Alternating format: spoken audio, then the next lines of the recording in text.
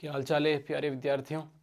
आज आपने थंबनेल में देख ही लिया होगा कि अपन क्या स्टडी करने वाले हैं। सबसे इंपॉर्टेंट ये चीज़ है जो मैं आज लेके आया हूँ आपके लिए, ये कि एक मैं टॉपर की एक जो उसने बहुत अच्छे मार्क्स स्कोर किए हैं उसकी एक आंसर शीट लेके आया हूँ बोर्ड की, कि वो किस तरीके से अपने आप को रिप्रेजेंट करता है। अपनी नॉलेज को रिप्रेजेंट करना बहुत इंपॉर्टेंट है यार। मुझे जितना भी नॉलेज है अगर मैं आपको बता ही नहीं पा रहा हूँ तो क्या मैं एक टीचर हूँ? नहीं। क्या आप एक अच्छे स्टूडेंट हैं? ये लोगों को कैसे पता लगेगा, इस एग्जामिनर को कैसे पता लगेगा कि आपके पास बहुत सारा नॉलेज है? जब आपको अपने नॉलेज को अच्छे तरीके से रिप्रेजेंट करना आएगा तब उसको पता लगेगा, है ना। सॉरी। तो अपन बेसिकली फटाफट स्टडी करते हैं। Sorry, excuse me. ठीक है, जुकाम लग गया थोड़ा, कोई बात नहीं। तो अपन स्टडी करते हैं क्या कि किस तरीके से टॉपर जो है अपने आप को रिप्रेजेंट करता है बोर्ड एग्जाम्स के अंदर। तो कुछ छोटी छोटी गलतियां अपन देखेंगे अपने कि हम क्या करते हैं और क्या हमें सुधार करना चाहिए। जैसे इसने स्टार्ट किया तो इसने सबसे ऊपर लिखा, देखो सेट 1। स्टार्ट करते ही इसने लिखा कि ये ताकि एग्जामिनर को कम से कम टाइम लगे और कम से कम मेहनत करनी पड़े। जितने आप एग्जामिनर को कम मेहनत कराओगे ना उतने ही वह उसका मूड अच्छा रहेगा। उसका मूड अच्छा रहेगा तो आपको मार्क्स भी अच्छे देगा। देखो सेट 1 लिखा है, इसको कोई ढूंढने की दिक्कत नहीं। लाइन सर सीरीज वाइज इसने सेट 1 किया है, उसके अंदर लाइन सर आपने क्या किया उसने कि फर्स्ट क्वेश्चन लिखा है, उसका आगे ए भी लिखा है।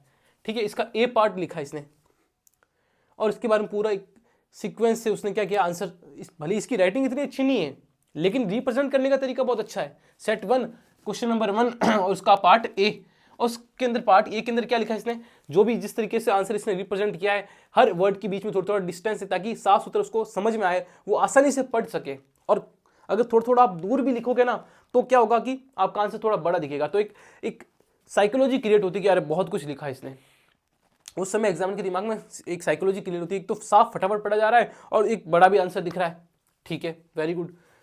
तो साफ सुथरा लिखा, पहला क्या कि इसने सीक्वेंस से लिखा है, दूसरा इसने साफ सुथरा मतलब हर वर्ड के बीच में कुछ ना कुछ एक लाइन का एक अंगुली का गैप छोड़ा है। ठीक है सर।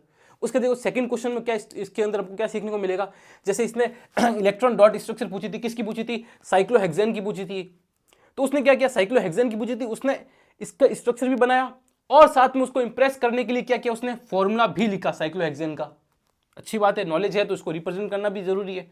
ठीक है, देखो कितना अच्छी तरीके से रिप्रेजेंट किया है। एक तो डायग्राम पेंसिल से बनाया, हमेशा याद रखना डायग्राम पेंसिल से बनाना है। दूसरा जो केमिकल के बारे में जिसके बारे में पूछ रहे हैं आपको फॉर्मूला आता है तो उस फॉर्मूले को लिखिए, भले नहीं पूछा तो भी लिखिए। ठीक है, नेक्स्ट देखो आप ब्यूटेन के बारे में पूछा है, ब्यूटेन की स्ट्रक्चर पूछी तो पार्ट बी लिखा फिर ब्यूटेन लिखा और उसके बाद इसकी स्ट्रक्चर बना के साथ साथ उसका फॉर्मूला भी लिखा, केमिकल फॉर्मूला भी लिखा इसने। ठीक है, बिल्कुल सीक्वेंस से चलता जा रहा है, देखो कोई जल्दबाजी नहीं की इसने। ठीक है, नेक्स्ट स्लाइड होगी क्या स्टार्ट। एक मिनट वापस मैं आपके लिए लेके आता हूं। ओ सॉरी सॉरी, अच्छा ऐसे क्या, ये फर्स्ट पेज था, इसको थोड़ा सा ऐसे लेके आइए, धीरे से दिखाई दे रहा आई थिंक। Very good.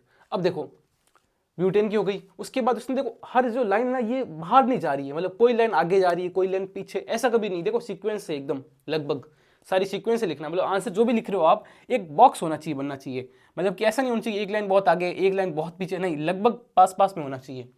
हाँ सर, हमको 2-3 चीज़ें अच्छी सीखने को मिली, लिखते रहना कि मुझे ये परफॉर्म करना है, इस तरीके से परफॉर्म करना है। फिर क्वेश्चन नंबर 3 उसका पॉइंट 1 उसका पार्ट बी दोनों का आगे लिखा है इसने, कितनी अच्छी बात है।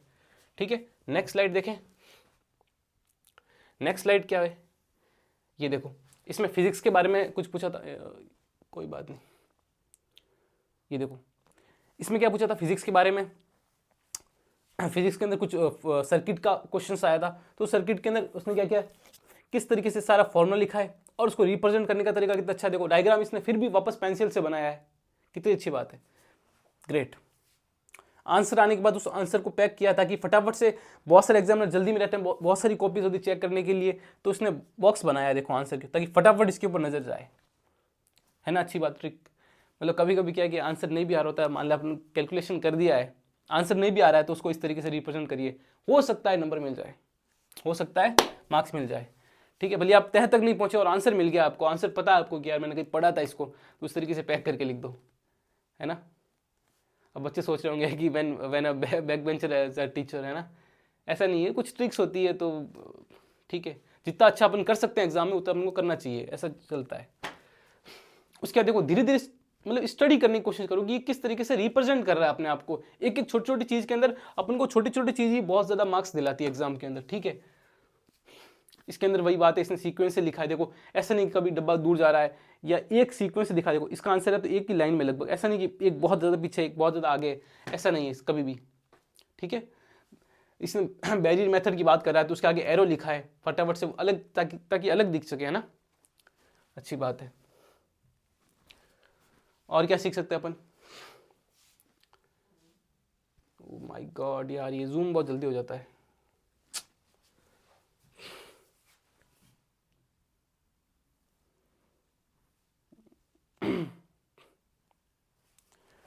क्या हो रहा है, हैंग हो रहा है क्या भाई? अब सही है, अब सही है ना। तो देखो उसके बाद इसने पार्ट बी स्टार्ट होती है, आगे पार्ट बी लिखा है, उसको सीक्वेंस से लिखा है।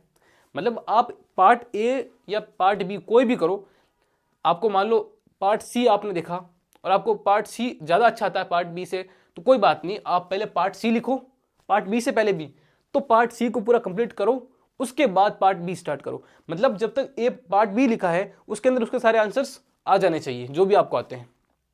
पार्ट ए स्टार्ट करना है पार्ट बी के बाद, तो उसके बाद उसका लिखिए कि सेट ए या पार्ट ए जो भी आपका है स्टार्ट करने वाले हो वो लिखकर उसके बाद स्टार्ट करिए। बीच में कभी भी ऐसे नहीं होना चाहिए कि यार मान लो क्वेश्चन नंबर 12 आता है पार्ट सी के अंदर फॉर एग्जांपल, तो आपने पार्ट बी लिखने के बाद यहाँ पर क्वेश्चन नंबर 12 लिखा और यहीं से स्टार्ट कर दिया, ऐसा नहीं होना चाहिए, समझे आप। ये देखो सीक्वेंस चलता जा रहा है ये बच्चा एकदम,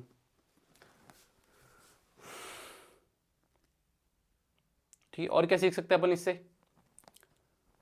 और बासी बहुत बेसिक बेसिक चीज़ें हैं, इतना कुछ हार्ड नहीं है, ठीक है।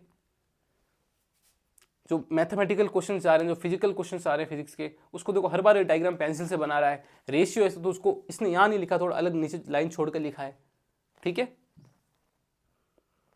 Very good.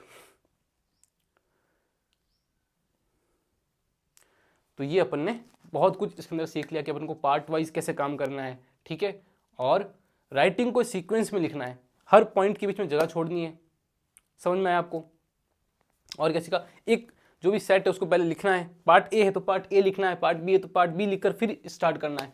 तो हमने एक कॉपी की स्टडी की कि किस तरीके से एक जो टॉपर होता है वो कैसे स्टडी करता है, वो कैसे रिप्रेजेंट करता है एक्चुअली में, है ना। Great, all the best.